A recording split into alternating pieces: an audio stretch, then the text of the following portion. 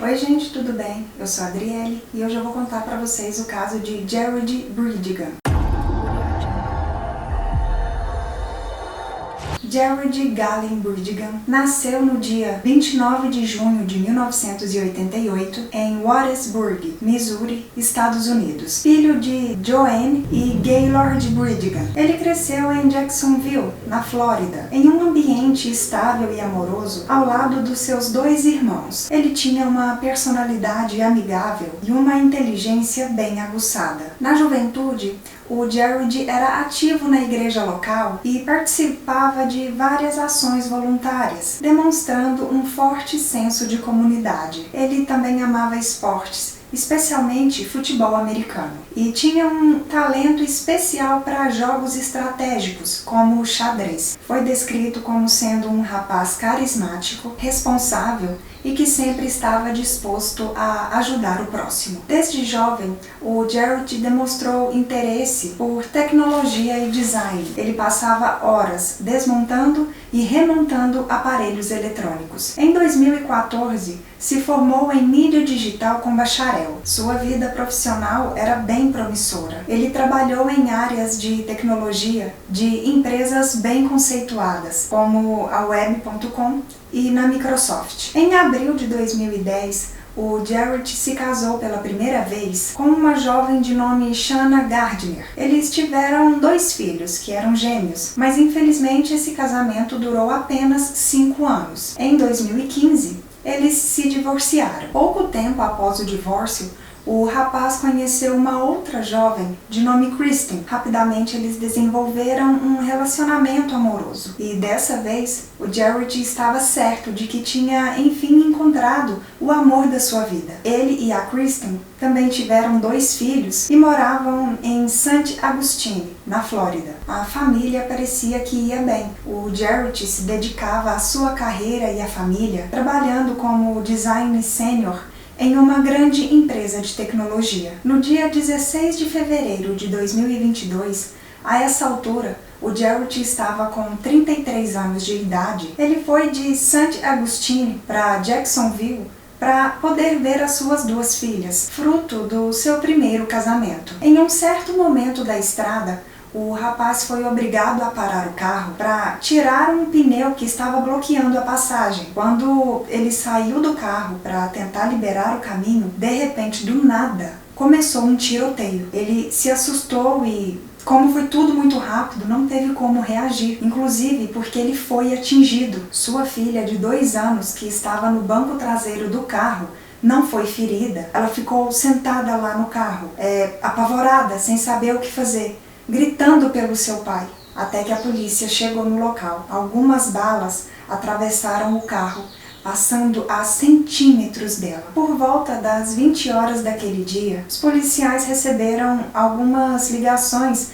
reportando terem escutado barulhos de tiros. Eles então foram dar uma volta na região para ver se descobriam de onde esses barulhos estavam vindo. E foi assim que eles infelizmente encontraram o carro do Jared. Ele estava do lado do carro, infelizmente já sem vida, e a sua filha de 2 anos no banco de trás do carro, chorando e muito desesperada. A brutalidade e a frieza desse crime chocaram a comunidade local. A polícia então começou a investigar possíveis motivos para que alguém pudesse querer o mal dele, incluindo disputas relacionadas ao divórcio, desentendimentos financeiros e até mesmo teorias mais obscuras envolvendo pessoas bem próximas ao rapaz. À medida que o caso ganhava atenção nacional, novas evidências começaram a surgir. Foi então descoberto que o Jared e a sua ex-esposa estavam envolvidos em uma batalha judicial pela custódia dos seus filhos. E um carro Ford F-150 azul foi visto em um vídeo de segurança na rua onde o corpo foi encontrado, na mesma hora em que algumas pessoas reportaram para a polícia terem escutado barulhos de tiros. Por causa dessa pista,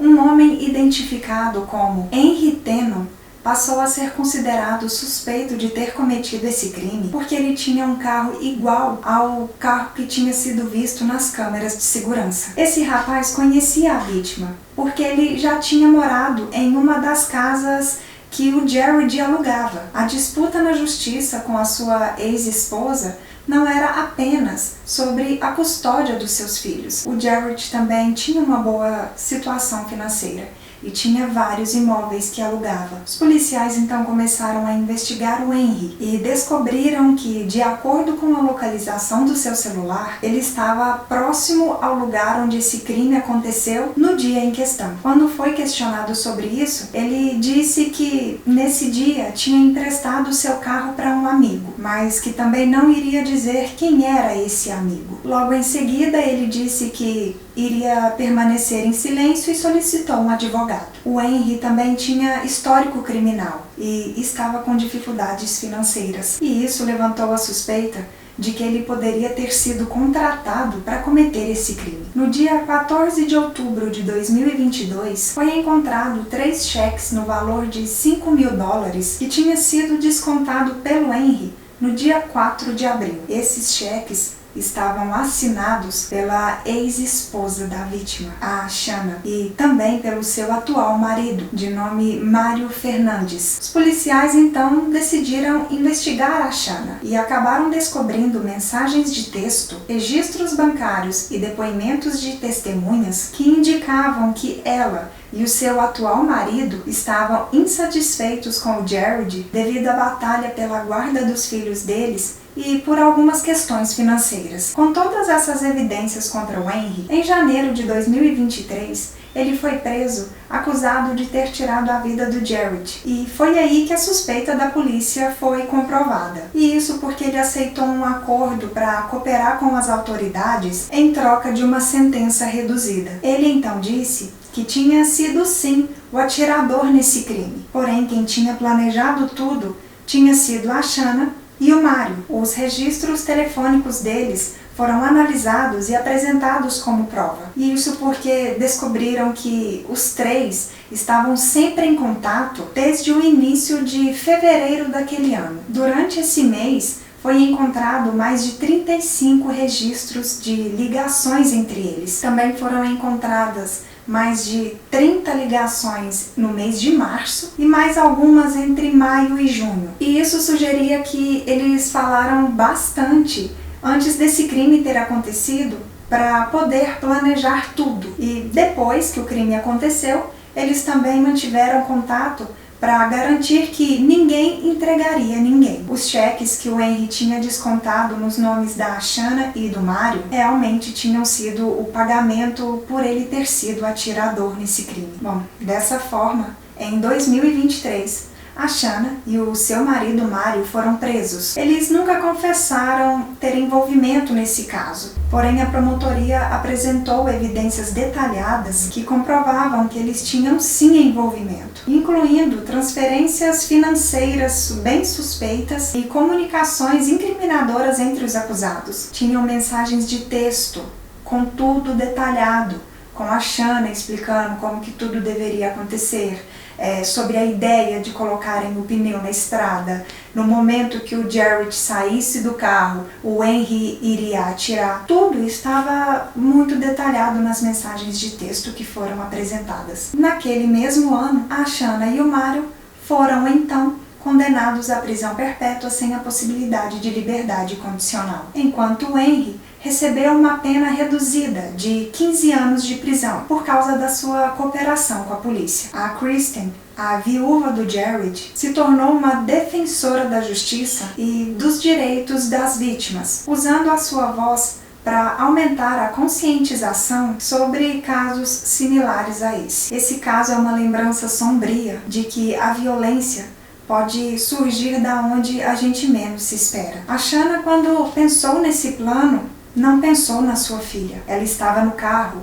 Ela poderia ter sido atingida. Realmente foi por muita sorte que ela não foi, porque tiveram balas que passaram a centímetros dela. O trauma de ter visto seu pai perdendo a vida daquela forma brutal provavelmente será algo que nunca será curado. A Shanna era uma mulher fria e calculista, que acreditava firmemente em que os fins justificavam os meios, por mais sombrios que esses meios seriam. Os filhos, gêmeos da Shanna e do Jared, hoje moram com seus avós paternos e, apesar de todo esse trauma, tentam seguir bem com a vida. Comentem aqui embaixo o que vocês acharam desse caso.